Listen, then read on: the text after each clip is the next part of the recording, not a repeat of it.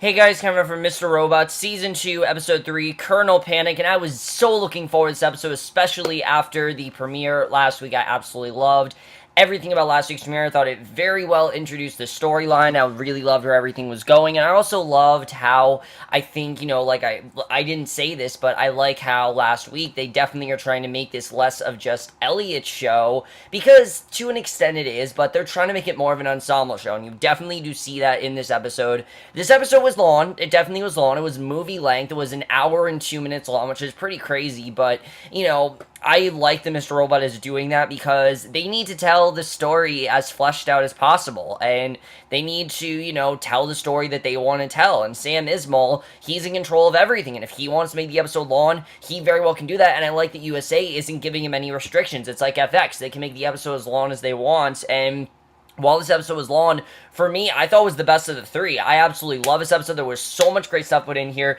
This episode felt like a movie. It really did. I mean, last week's did as well, but this one felt a lot like a movie. Just the way it was done, every episode of Mr. Robot feels so cinematic. They really do. But this episode in particular just really felt like a movie. Let's just get into it because there's so much to cover in this episode. So much went down, and it really was a crazy episode. There's so much that was going on that I didn't even notice that there was no Joanna in this episode, because there wasn't any Joanna. Besides that, this episode pretty much touched upon everything, but let's just get into it. We start off in the past. Now, we don't know exactly where this is, but it's clearly in the past. We see Romero and Mobley are at Coney Island on Christmas, and we touch a lot more upon these two in this episode. They're actually one of the central focuses of this episode. We see how much closer these two were, which this is something I like, because last season they kind of were just another part of the hacker group, and this season they're really trying to make them more full-fledged characters. And Mobley, and you can tell right away that it is a flashback when Mobley asks why they're going to an arcade, which he questions. Romero says this is the problem with this generation,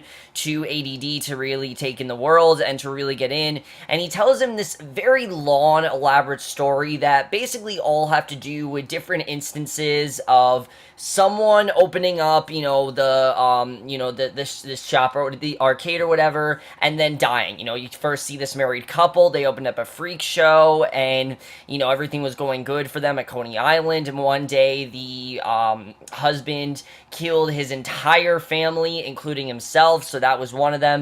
Then 1960, there was this woman named Mary Megan Fisher who made to an old school arcade, and one day she just got, she also made a bar so she could get drunk with her friends, but she got so drunk that a pool cue went right through her head, so she died. And Mobley, of course, doesn't really understand why he's telling her any of this, because it doesn't really make any sense, obviously. So, because, what does this have to do with anything? Romero unlocks the door, they go inside, says this place remains vacant until 2000, when Ned Buchan put it under Fsociety of Amusement, LCC, and we actually know what Fsociety stands for. It's supposed to stand for Fsociety of Amusement, and he wanted to reopen it as a classic arcade. Then about a year ago, his older son Harold wanted to sell it, but Ned wasn't down with that, so Harold, being simple-minded, decided Ned had to go. So Harold stole his twin brother's rifle, shot Ned in the face, and what Harold wasn't counting on, considering he had never fired a weapon before, was the kickback, which kicked him back so hard he fell out of the 20-story window. And he says this all went down when his brother Clyde was in his bedroom telling it to Romero, trying to catch some Z's when it all went down, and by the time he got his bearings, he was arrested for the death since the weapon was in his name. So yeah, really long, elaborate story, but then we really start to understand what this all means when Mobley, is asking how he knows Clyde, and Romero says he was his cellmate. This place, made him crazy. He thinks it's cursed, and Mobley agrees, and Romero says that before he left the plank, he gave him the keys to the joint and made him swear that he'd burn it down before it causes anyone anything, down, because obviously everyone that seems to be, part of this and owns it, they end up dying. So Romero, he's not paranoid, he says straight out that he's not paranoid. He's seen a lot of shit in his life. There's no way that he'd be paranoid.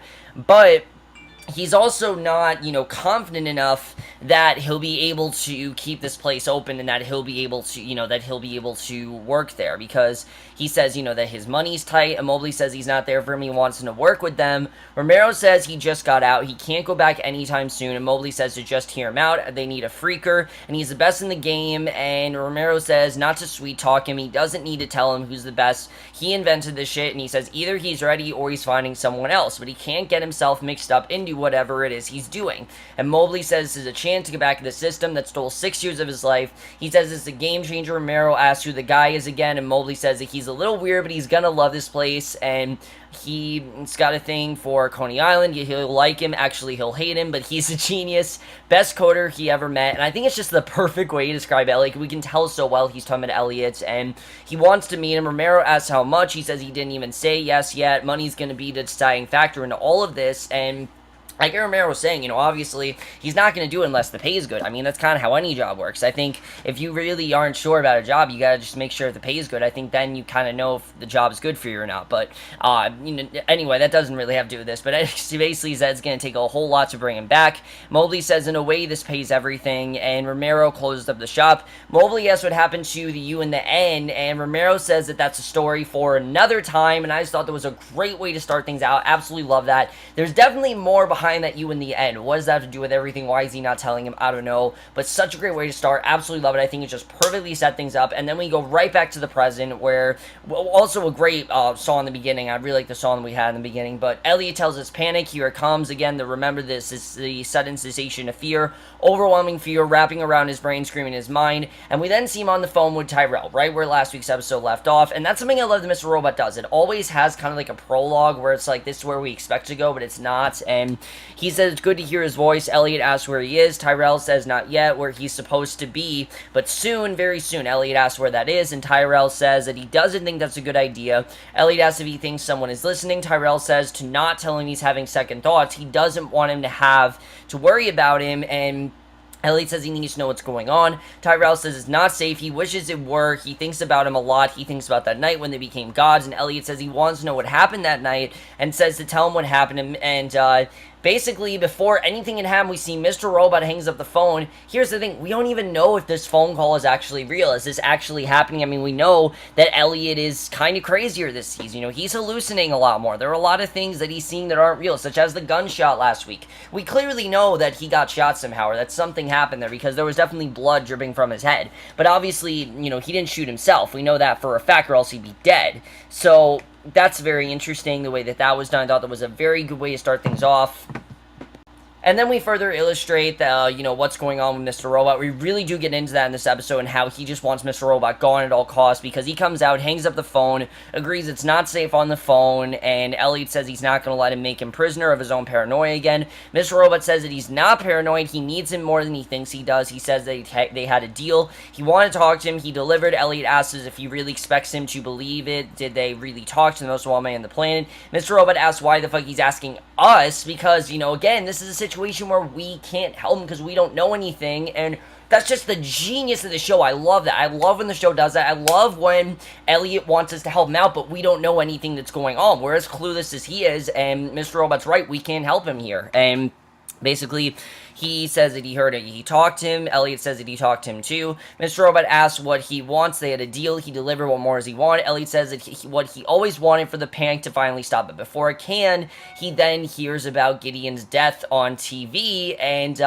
basically, this is basically a setup for the rest of the episode. Is Elliot really trying to grapple with the fact that Gideon is dead? Remember, he had an instance where he wanted to shoot him. He wanted to kill Gideon. That dark part in his head, that Mr. Robot part, all the dark parts in his head, wanted to kill Gideon, but he didn't kill him. And now I'm thinking he kind of feels like, this was kind of his fault that this all happened. And again, he knows it's all connected to the 5-9 hack, which I think he kind of wished he wasn't a part of, which, by the way, they revealed on Hacking Robot that the reason the hack was called 5-9 is that was actually the date that Edward Alderson's birthday, his father's birthday, which I think was just really clever the way that was done. Again, attention to detail, very important in the show, absolutely love it. And we then meet Romero's mom, Nell, and I love this woman. I mean, we need a character like this. We really did. We need some sort of really ridiculous comic relief, and she's on the phone coming her credit card, angrily asking why they can't send her a new one when they're not even with Evil Corp. She says she never thought of them like that.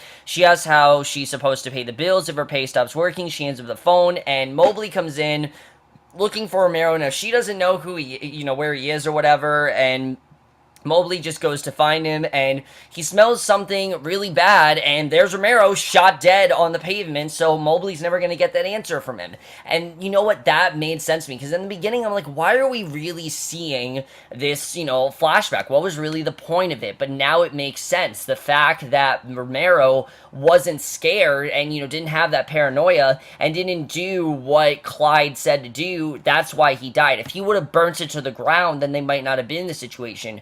But the place clearly was haunted. The place clearly was vacant for a reason, and they should never have taken hold of it, and basically it seemingly killed him, which again, it's kind of ridiculous, but it just makes a lot of sense. I thought that was very well set up. Romero's now dead, and that also gives Dom a role now, because I was really wondering what Dom's going to do now. That gives her a role. There were just so many great things about this scene. It gives Mobley more of a purpose. It further shows Mobley and Romero's relationship, and I really loved it all. Thought that was very well done. But then we get some really nice character development with Ray in the next scene.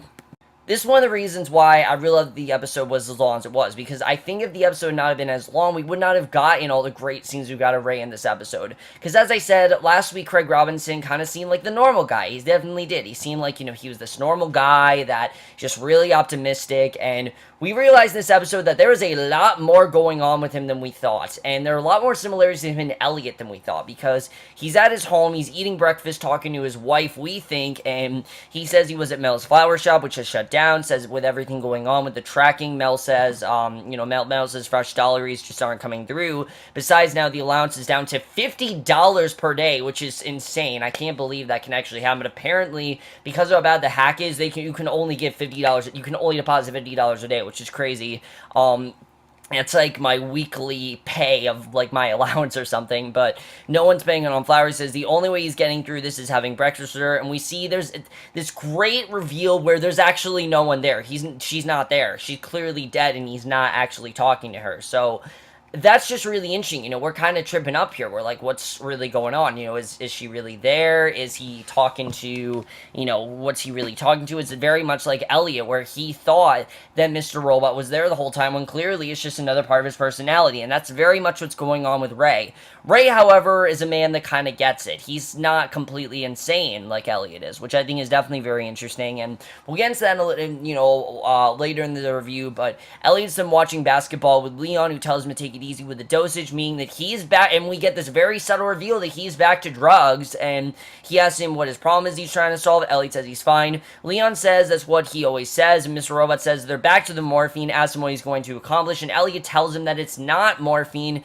it's Adderall, and Elliot says it's his fault, all of it. Last time he gets rid of him, takes a bunch of pills, try to get rid of him, but to no avail. And Elliot talks about when a computer gets hit with a kernel panic, which is of course what the episode's called, there's only so much you can do. An internal fatal error is hard to recover from, but ODing on Adderall was finding his way to control him. And a man then comes up to him, asks him if he has a minute, and asks if it's the FBI, and if Gideon rates him out. A van then comes up, hits him, two men put a bag over his head, they throw him into the van. This kind of comes out of nowhere, but again, Mr. Robot does a great job in just random things, not really knowing what they mean, but just really interesting, and that's a great example this year, where this is something where we don't know what the hell is going on, or even if this is actually happening, but it's just so fascinating to watch. We see on the subway this man singing in German. Mobley's in on the subway, a cop sees him. When everyone gets off, he stays, and Darlene goes to him, admits that her and Elliot only wanted to use him as a liability, we find out, and he asks why she's such an asshole. She asks if anyone saw him, and he says just Nell, and he's clearly still grappling with Romero's death. That's what he's focusing on. I mean, his best friend just died, and he asked what she wanted him to do when she was upstairs. He wonders what they did, and basically Elliot's then brought in a station where the men tie him to, so I thought that was just a very interesting scene. Really like the way that was done. Again, just really good stuff with Mobley. Really love the characterization we got of him here.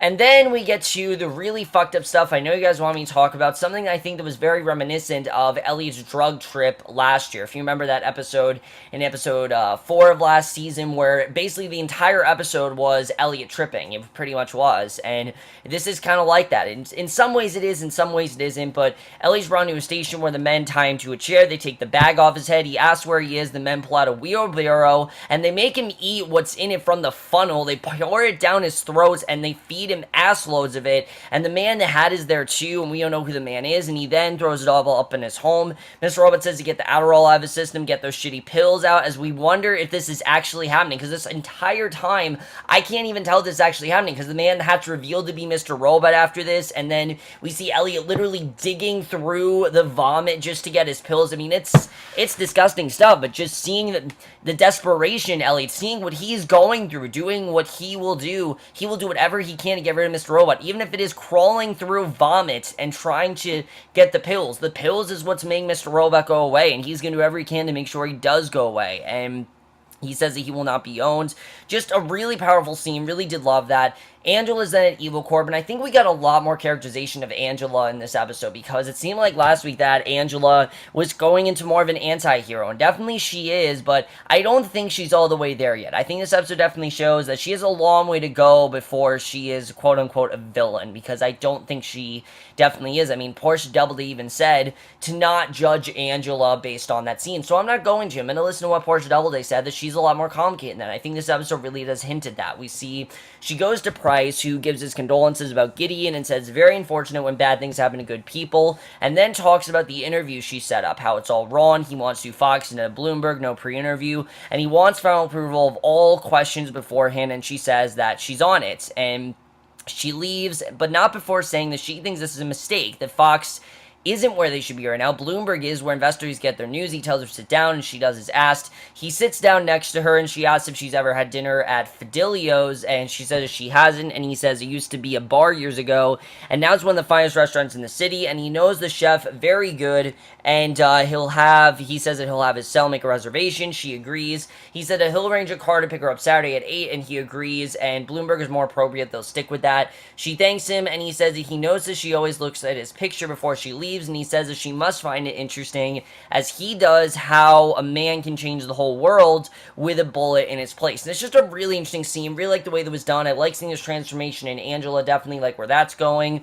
But then we see Dom, I'm not gonna call her Dom, not DPR, they call her Dom. Dom is at home watching a dating show on TV. She's scrolling through her phone and what happened to Gideon, and asks Alexa, not Siri, it's like Alexa on your Samsung, what time is it? And she says 4:03 a.m. Dom then gets ready for the day, tells Alexa to stop playing the music. She leaves, opens a safe, which has her gun. Then she goes into Romero's house to investigate the crime scene, and she tells her partner, who keeps sneezing, to hold still, take pictures of the records they found. He says that they've contacted everyone there at the offices. She's the first to respond, and she says it doesn't mean much. Thousands of FBI details and records were released back. Every hacker has it, and she asks what the other men are doing. He says that it's forensics. They found his desktop unlocked, and once they're done analyzing it, they'll send over a report. The modem then explodes, sets on fire, and she gives him her card to see if they can find everything else, says to contact his doctor, and I'm loving this character. I'm really loving her. I mean, she is keenly aware of what she's doing. She doesn't put up with other people's shit, but she's also, you can tell, kind of a media mogul, you definitely see. I mean, clearly, media is a huge part of her life, and I think they just did a very good job with showing this episode, and they did a lot more with Dom than they did last week. I was kind of wondering what her purpose was going to be, but we can clearly see by the end of this episode what it's going to be, and I think they did a very good job, just like they did with Ray and Mobley, at humanizing her character. Really did love that, and I think that's something they're doing very well with all the characters this season, and something that I'm loving that last season I just think didn't do as much. So Darlene and Mobley, we realize, have gone to see Trenton, and that would make sense, because Trenton is the one character we haven't seen yet, and Trenton gets her family away, closes the door, and says, according to the police reports, there was no sign of a robbery, and Mobley says that someone was there with the sole purpose of offing him, and Darlene says that they're just jumping to conclusions, and Trenton asks about Gideon. That's 2 murders in a row, associating this hack, and Darlene is pretty convinced that they've caught the guy, and it's just some whack job. Besides, she doesn't really care about discussing this with her, given how easily she's forgotten about what they've started, and Trenton asks if it's because she doesn't care for stupid hijinks like burying the money in the murder of the park, which Darlene says is just killing confidence in Evil Corp, which is exactly what they need to be doing right now. And I mean, we saw last week that Darlene clearly is terrified of what's going on, but she's hiding that and replacing it with all this confidence because she feels that she needs to do that. With Elliot gone, she's kind of panicking herself, where she's kind of in this mode where she's like, okay, I gotta step up. My brother's not here. I gotta do what he could do.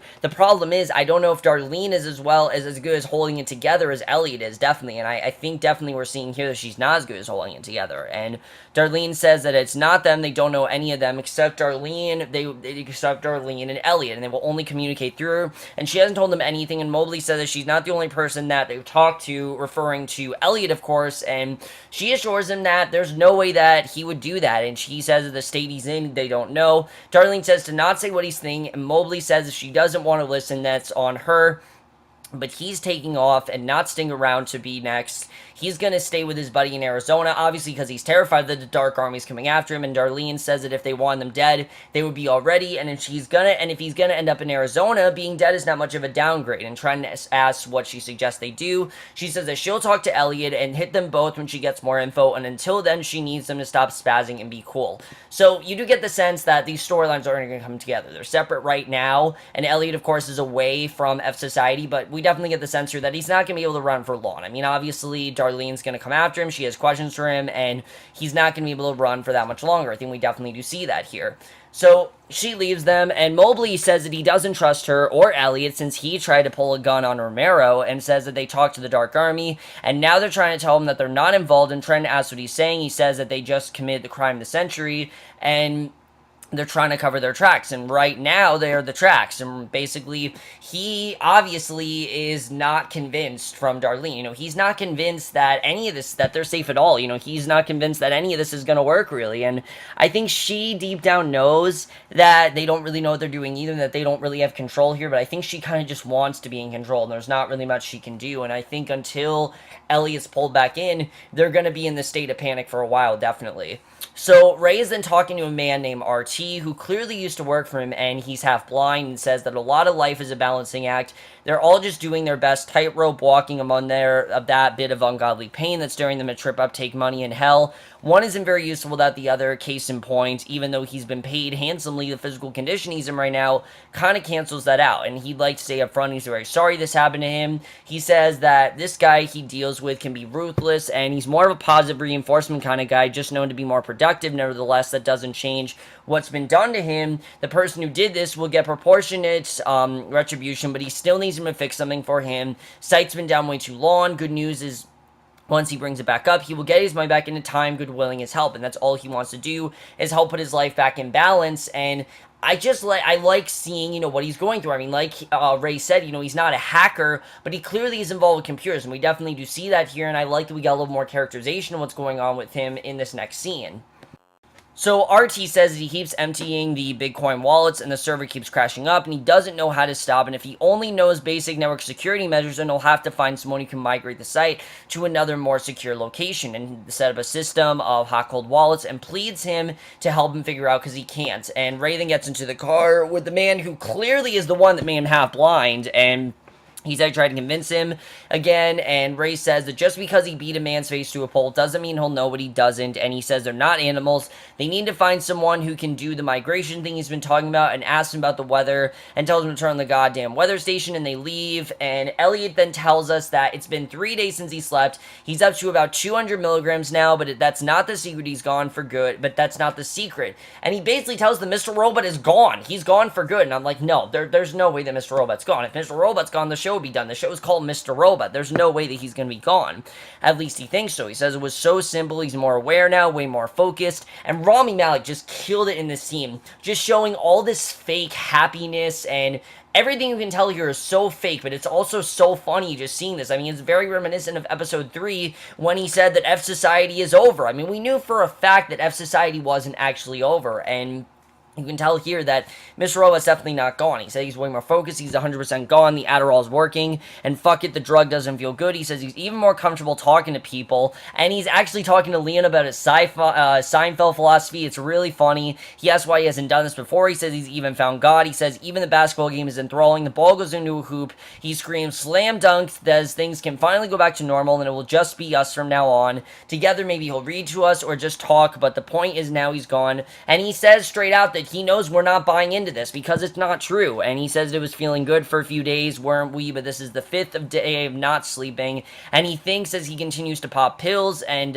he says that this is the overwhelming fear building, the nastiness, the scream. He says he knows Leon's talking backwards, and he says this isn't good. He starts to see many people in Fsociety mass. He says this is his internal fatal error from which his system can't recover, and I love that he refers to his mind as a computer, because in many ways, everyone says the greatest computer in the world world is your mind. And it's just really genius the way he talks about this being a kernel panic, and he says that now, day 6 without sleep, he's crashing his consciousness will go. He says the panic isn't settling anymore. Also, something else I noticed is the when he keeps popping pills in this episode, you keep hearing like just the error sound, boop, boop, the sound you get on like a Mac computer when there's an error that comes up. Just a really cool attention to detail. Again, really like the way that was done. Very small moment, but just really cool, and I think really added to the stakes here. And he says the screen in his mind is coming back as he stares in his journal. Angela's then getting ready for the dates, and we get a similar scene last week where she had that tape and everything. She said in the mirror that she's likable, attractive, and beautiful, and she basically goes ready to face, Price and everything, and we get this really big scene.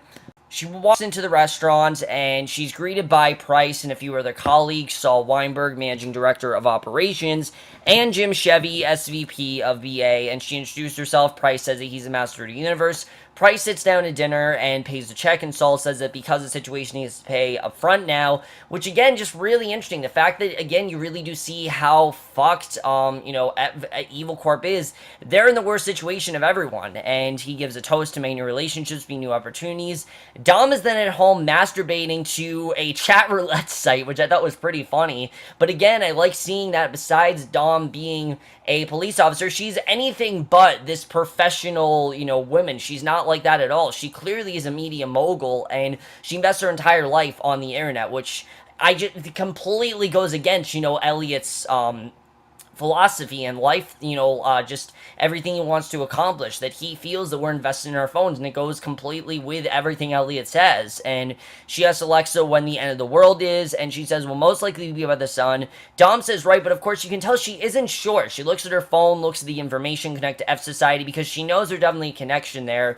So Elliot says the Adderall is almost entirely out of his system, and with that, sleep will return any second. Mr. Robot will be back, and his mind will be under siege. He has become his god, and like all gods, their madness takes you prisoner. He says he guesses he couldn't avoid Gideon's death after all. His dam of guilt is finally cracked. He wants to cry, but he's so high that he can't. He's at his church group, listens to a man's story, and Elliot is chosen to speak next because God can't help him, and he gives what is by far the standout scene of this season so far. Rami Malek, he just got nominated for an Emmy, and scenes like this, I think, really tell us why he's nominated for an Emmy, because this scene was just incredible. There aren't many shows that could pull off a scene like this, but this show, just the way that it's able to get into Elliot's mind and give us all this false information, this just feels like that. But we know that Elliot's actually feeling this way and really getting into, his psychosis and everything that's going on with him. We've done that so much that at this point we're with him and we understand what he's going through, and I think they showed that very well. I really did love that, and basically, he says that that's what God does. He helps. He asks why God didn't help his innocent friend who died for no reason, while the guilty roam free and forget the why-nots, the countless wars declared in his name, skip the random meaningless murder. How about the racist phobia soup they've been drowning in because of him? And he's not just talking about Jesus. He's talking about all organized religion, exclusive groups, created to manage control the dealer, getting people hooked on the drug of hope. His followers, nothing but addicts who want their hit of bullshit to help their dope meme of ignorance addicts afraid to believe the truth that there is no order, no power, and all religions just fantasizing mind worms meant to divide us. So it's easier to rule us by the charlatans. They want to run us all. We are to them our paying fanboys of their poorly written sci-fi franchise. And he doesn't listen. And he says he doesn't listen to his imaginary friend. So why the fuck should he listen to theirs? And as much as obviously I'm not with Elliot and I don't agree with him, he does kind of a point there that we really do buy into this idea of God. And he says that people think that they'll worship some key to happiness. That's just how he owns them. But he's not crazy enough to believe that distortion of reality. So fuck God. He's not a good enough scapegoat for him. And Elliot tells us to please tell him he didn't say all that out loud. And then he realized he did, leaves the group. And he just realizes that he's hurting and that taking this Adderall has really made things worse. He has no filter, anything, he can't hold anything back, and that's what people say when you get drunk or get high, is that you can't hold anything back, and that's exactly what Elliot did here. Taking the Adderall really was probably the worst thing he could have done, because now he has no filter, everything he's thinking is coming out, he's not thinking about what he's saying, and he just, ruined the entire church group for him. So, I thought that was just an incredible scene, though. Rami Malek killed it so well, and there are just so many shows that wouldn't be be able to do that, and the fact that the show actually got away with it and took a risk like that, that's something that I really admire. So Price then tells his colleagues Angela and him are going to have one more drink. His colleagues tells her to visit any time, and they have lunch. And Price talks to her about the men and how important they are, and they were both in the room with Colby when they made that grave error covering up the leak in her hometown. Ordinary men capable of extraordinary things. He says that their CFO has discovered that over the years, both Jim and Saul have engaged in some nasty insider trading, thick as thieves, like they like to buddy up on their white-collar crimes, regular Rosencrantz and Guided Stern. And he gives her a disc that has enough evidence to put them away for years. And he says that you should get home. Her car will be out front. She says whatever he's doing, she doesn't trust it. And she can clearly tell that he's the bad guy. I mean, and that's something that Michael Christopher just does so well. I've said it before. Philip's a guy that's just very enticing. The way he talks to you, he's like seducing you with everything he says. Every little word that comes out of his mouth just sounds like he's seducing you or just manipulating you in some way. And she doesn't, that's the thing I love about Angela, is that she doesn't buy into it. She's not just going to buy into me like, yes, I'll pull off this mission for you. She says to him straight out, look, okay, I will do this, but I'm going to do it my way, and I don't trust you. And she says it's big. He says he understands the big decision she's making because these men, their lives will be destroyed. But the minute she removes emotion from this, she'll do just fine. So he's basically telling her to be emotionless. And Portia Doubleday, again, I'm gonna go what she said. That she said that Angela wants to be like Price, and you definitely see that here. But I don't think that's completely true. I don't think she wants to be as heartless as Price. But I think he kind of wants her to be like him. He sees a lot of himself in her, definitely, and he wants to shape her to be just like him. She wants to be in his position one day, but I don't necessarily know if she wants to run things exactly like he did. There's still a shred of humanity in her, but I feel like throughout the season, it's going to be more and more stripped away, and definitely, I think the only person that's going to be able to save her is Elliot. I think that honestly is going to be the only person, but we'll have to see how that goes, because this is just getting really interesting. I'm really looking forward to seeing what happens there. So Elliot's in at the diner. Ray comes in, says he heard he had an interesting night, has a journal, and Elliot says he threw it out for some reason. And Ray says he figured he may want it down the road because he's been there before. He says 5 years, 7 months, and 2 days. He finally basically admits to him what's going on. His wife passed away a few weeks of being frozen in his own grief. He woke up one morning, fixed himself breakfast like he usually does, plugged in his dialect machine like he usually does, and then he started talking out loud, and he thought he was crazy, obviously. I mean, he's talking to inanimate objects, and he says that he did again the next day and acted as if he was talking to her. Elliot asks why he's telling him all this, and Ray says it's because they're a lot more alike than they think. And this is a scene that I absolutely love, is just seeing these two get to know each other. There's a lot more going on than we think, and we'll get to the real point of this in a second, but Dawn then goes to see Nell, who asks her if she's crazy for knocking on her door this early. She's asked who she is, of course, and she says she has a few more on her door. She has a few more questions about her son's murder, and Nell says that she's already talked to the police, and Dom says she knows the police took her joints, she went through all her files, and she also knows that she has arthritis and probably can't roll them herself, so she probably had Romero do it for her, and literally offers to roll her a joint. I mean, this is how laid back and chill Dom is. I love this character. There's no character like this that's a police officer on TV. I absolutely love everything about Dom, because other than the fact that she's a police officer, she's this normal, chill girl who just does completely uncop-like things, and I love it. But she's not necessarily a bad cop. She kind of just does her own thing, and that's something I'm absolutely loving about the character of Dom DiPiero so far. So this does convince Nell to let her come in, and she actually does roll her a joint, and Nell says it's tight, not perfect, but definitely doable. She says Romero was around much, but when he was always doing it for her. Dom says she sees she's moving out. Nell says she can't stay there no more. She raised him. There are too many memories there, and I like that we see that even though Nell, we can see, is kind of a cranky old lady, she did love her son. And Dom asks if he ever did anything suspicious. Nell says he fooled around with computers ever since he was little. Dom asks if he ever had any friends. Nell says that he didn't, except Mobley, asks her for a glass of water. Dom says she told the cops someone would come but didn't see them now with these cataracts. She goes to get water. She sees papers in a basket, asks if he said his name and if she saw him before. Nell says that she hasn't and her mind was dancing in the clouds. All she knows is she can't stay there anymore, not without Romero, so she needs the money, and Dom sees a flyer that says the end of the world party. Of course, that was the party when the 5-9 hack took place, and she's obviously very,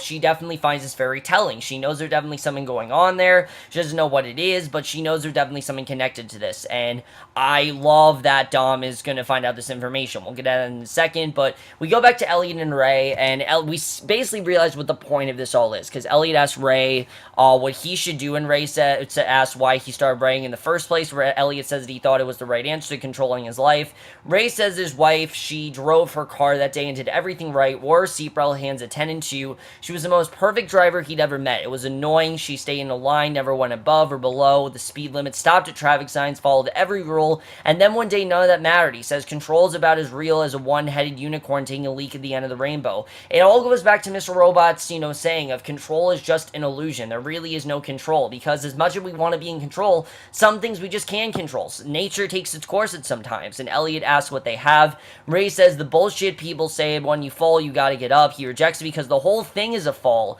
He can't help but be a perpetual state of grasping in the dark. It's not about getting up, it's about stumbling in the right direction. The only true way to move forward, and he asks if who he wrote about in his journal he still sees. He can tell the person he wrote about meant something to him, and this is how these two are connected. They both see things that aren't really there. Ray in the sense of his wife, and Elliot in the sense of his father. Now, it's different for Elliot, definitely, and I'm going to talk about that in a second, because I know a lot of people have been talking about the relationship between Elliot and Mr. Robot, and how destructive it is this season compared to last season, but Elliot said he shouldn't have come. He didn't want to talk about this. He almost leaves, and Ray says yes, he does, because he can't keep this thing inside anymore. He's going to be the one to finally get someone to talk to about it. Elliot, this is the one thing that's awesome. Elliot's never had anyone he can to talk to about this, because everyone would think he's crazy. And Ray doesn't, because Ray does the same exact thing, and this is why I love it they've introduced this character. By introducing this character, we now finally have someone for Elliot to talk to about his disability. He no longer feels out of place, and he actually has someone he can share it with, and he even asked him if he plays chess because he's been looking for a good adversary. He gets up, and there's Mr. Robot. He asks and basically there he is, staring right there. It's very interesting the way that was done. But then we get to the end of the episode. He asks what we think if Ray is right. Maybe it's not about avoiding the crash, but it's about setting a breaking point to find the flaw in the code and carry on. Fix it until we find the next flaw. The quest to keep going, to always fight for footing. He says maybe they're all just stumbling from the right questions to the wrong answers, or from the right answers to the wrong questions. It doesn't matter where you come from, as long as you keep stumbling. Maybe that's all it takes, and maybe that's as good as it gets. And as he's talking, we see Dom goes to the meeting place in the flyer. She finds the arcade where Fsociety used to be, and she's now found where they are. I'm pretty sure she's going to catch up to them, and that is the way the episode ends, and such a good way to end this episode. But there's really so much to talk about, so let's just get into it all, because really so much that happened here, and so much to get into.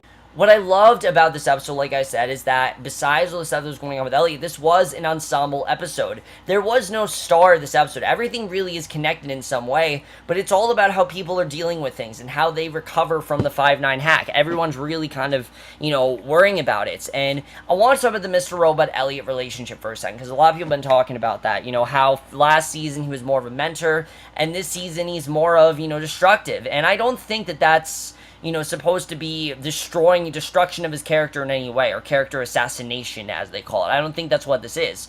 What I do think it is that now that Elliot knows that Mr. Robot is part of his personality and not actually there, he obviously wants to get rid of him because he thinks he's crazy, and he feels that he needs to get rid, he wants to be himself. He wants to be in control. He doesn't want any of these blackouts anymore. It's all starting to make sense to him, and he feels the best way to stop all that is to get rid of Mr. Robot. When we've clearly seen that that's not the way to do it. He needs to face the music. He needs to understand what's going on. He can't just hide from this anymore. And again, what I love is that Ray is the guy he can finally talk to about. Ray's the one that's going to pull him out of it, and I can't wait to see the way that goes down. The relationship they're going to have is going to be so interesting. And what is Ray exactly involved in? We know he's obviously involved with some sort of business, but some tells me I don't think that he's the good guy. I really don't. The way he had that scene with RT, what he did to him, I mean, that guy beat him to a pulp, and even though Ray said it's not good to beat people to a pulp, obviously, he didn't try to stop him, so some tells me Ray's not as good as we think, but we'll have to see what happens there. It's going to be definitely very interesting.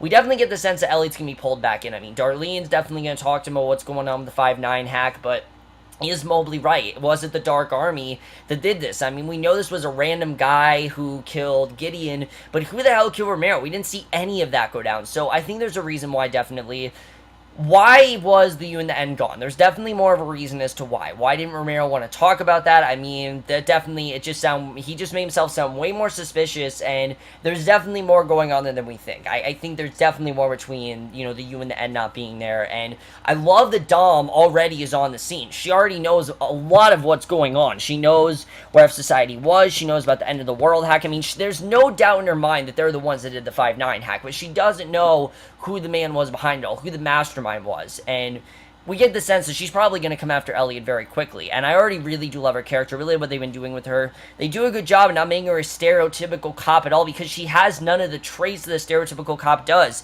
Yes, she smokes, but she also seems like just your regular millennial, really. That's what she is. She's a millennial that happens to be a cop, and I love that. I love that about her. She's a media mogul. She's clearly into that. I mean, all those scenes we saw of her talking to Alexa, relying on all this technology, it's awesome. I love it. It completely goes against everything that Elliot wants us to do, and it's just awesome to see, and it shows how much of a villain she's going to be. Angela, I think, is the one with the toughest route right now, because she's in this really tough position where she does want to do what Price tells her to do, but at the same time, does she really want to put away these men? Does she really want to destroy their lives? Does she have that moral compass in her? Or is she going to strip away her humanity, like Price said, and give in to him? That really is a big question. I really like the way it's, not a black or white answer. It's really not. There's a lot of questions on her hand, and I really like the way we're seeing this character of Angela evolve, because really, she's not an anti-hero. I mean, yes, she's an anti-hero, definitely, and I think very much we're seeing her kind of in the same way as Elliot, where she's doing a lot of things that aren't okay, but she really doesn't know how she feels about them yet. And I think overall it's very interesting. I think Elliot's really the only one that's going to be able to somewhat help her, and I think that's really what this is all leading up to. I mean, it's probably leading up to Angela and Elliot reconvening, and definitely something's going to go down there. I mean, Sam Ismail even hinted that there's going to be a lot more jabs at their romance this year. And now that she's not with Ollie, and now she's away from Allsafe, these two probably can get into a relationship, and a genuine relationship, and actually have some sort of a basis there. And I think Ray really is going to be the guy to get Elliot out of this. But I don't know. We'll have to see what happens with that. That's going to be very interesting. See how that goes. Overall, guys, amazing stuff. So much good stuff going on in this episode. Absolutely loved it. I loved every minute of this episode. Loving this season overall. I know a lot of people are saying that they don't like seasons much. I mean, it's different. Yes, it is very different, but I like that. They're taking a lot more risks. They're doing a lot more longer length. I mean, Sam Ismail is directing every episode, but it's what he wants the show to be, and that's what I love. It's his vision the entire way through. Nobody's telling him what to do. He's doing it the whole way, and that's great. He knows what he wants his show to be. He's going to make the show the way he wants to, and I'm loving it so far, loving everything about it. Let me know what you guys saw this season. Let me know what you guys saw this episode. What are your thoughts on it? Are you liking the season so far? And then we'll see you guys in my next, which will be for the season of Orange is the New Black Season 4. Damn, there's a lot of stuff to talk about there. And then we'll see you guys for that. Okay, bye.